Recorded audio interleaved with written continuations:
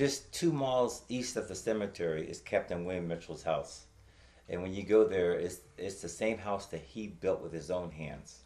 What's really unique about this house is that within this house there is his log cabin. In that log cabin, Captain Mitchell had a loft, and that is exactly where the Africans hid when they came to his part of the Underground Railroad.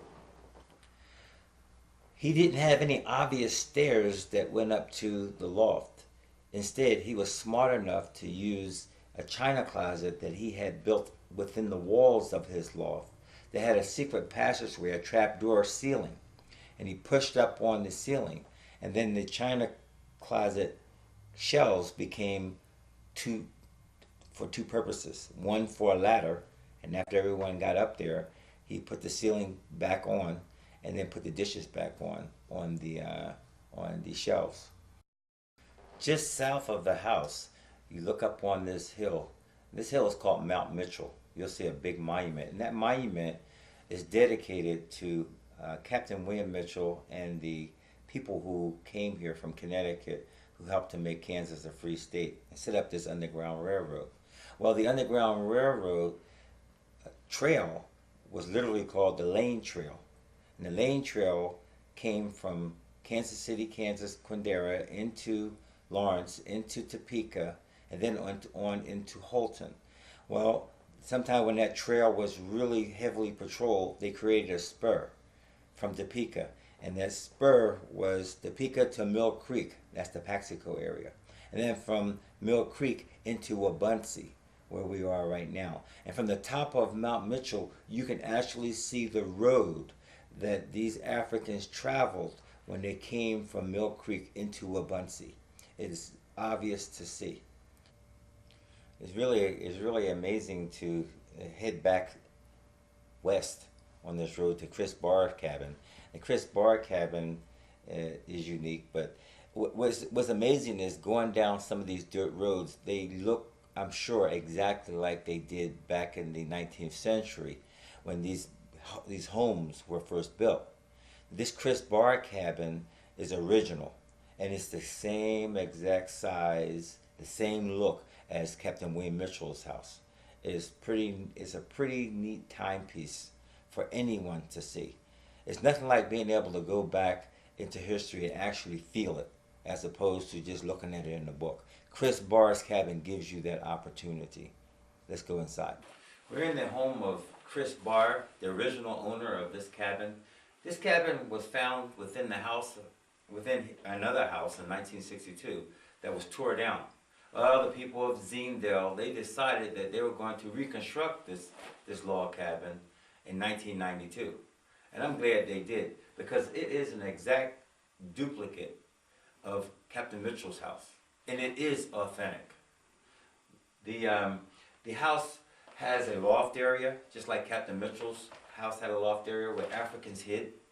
The captain had a built-in-the-wall china closet that also served as the entrance to the loft, which was quite important.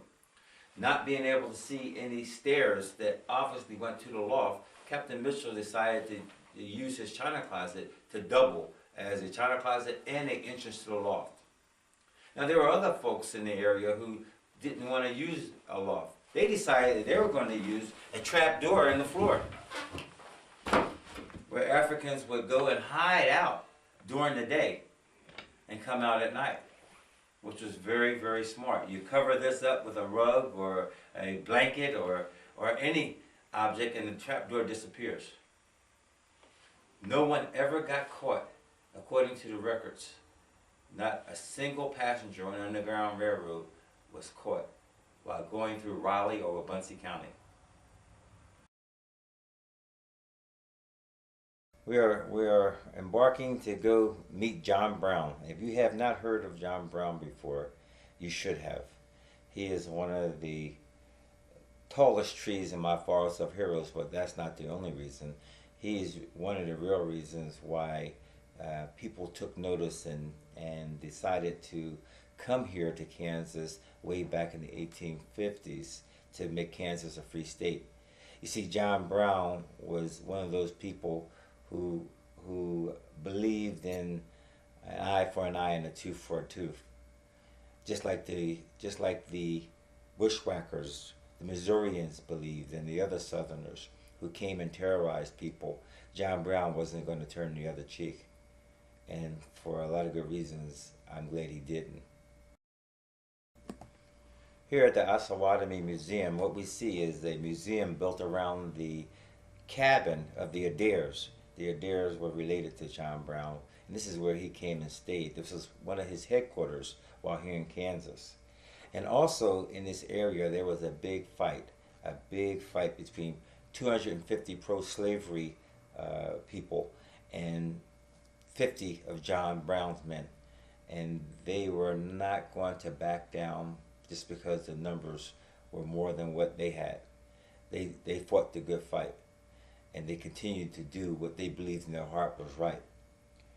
You see, most often when we see pictures of John Brown or read words about his life, he always looks wild and crazy-eyed and careless. Sometimes I think that's on purpose.